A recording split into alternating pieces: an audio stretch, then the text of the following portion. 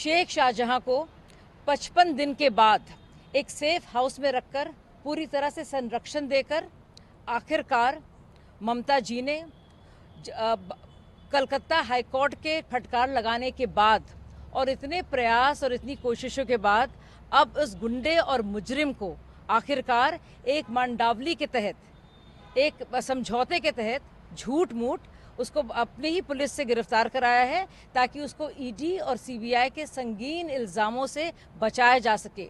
और क्यों बचाया जा सके? क्योंकि पूरी तरह से संलिप्त जो पार्टी है टीएमसी, उसके तार कहीं ना दिख जाएं जुड़े हुए, और इसीलिए उसको बचाने के लिए पहले तो बचाया गया 55 दिन।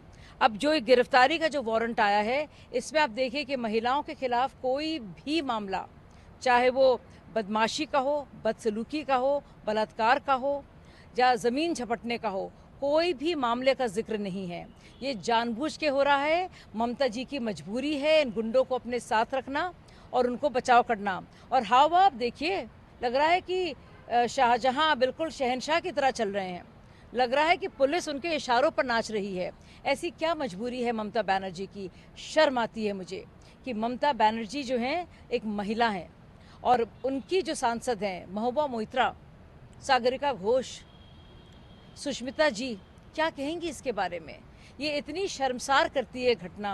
इतनी ढेर सारी हमारी बहनें, उनके साथ जो बदतमीज़ी बदसलूकी हुई है और उनके रोने चीखने और गुहार लगाने के बावजूद भी उनके जुर्म का संज्ञान नहीं लिया गया है गिरफ्तारी वारंट में।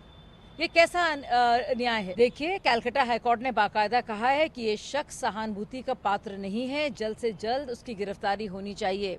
आप सोचिए 55 दिन तक क्या करती रही पश्चिम बंगाल की पुलिस। ये तो कोर्ट के फटकार लगने के बाद ये हुआ है।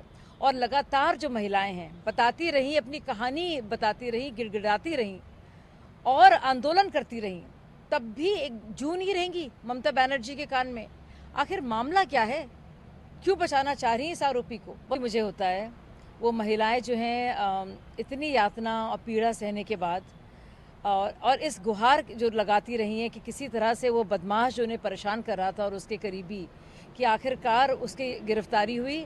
और इतना कहने के बाद और अब वो खुशी मना रही हैं क्योंकि वो सोच रही हैं कि अब उन्हें कम से कम वो सुरक्षित महसूस करेंगी।